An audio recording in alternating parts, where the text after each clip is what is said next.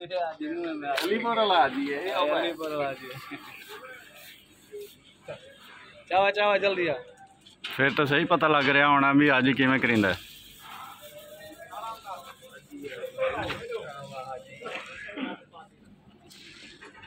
साजिया थल्लियों भी कट के दे इन्हें भी काट देने बिजली को नहीं है तो इन्हें अगू पिछू सही करके देंगे ना दोनों सेट है नजर कहां है ये सेटअप का ये तो लगता मास्टर घट होना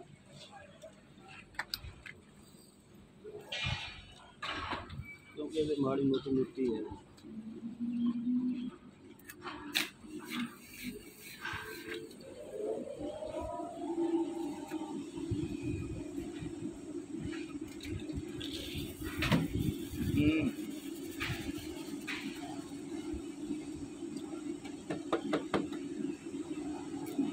वो 1370 है।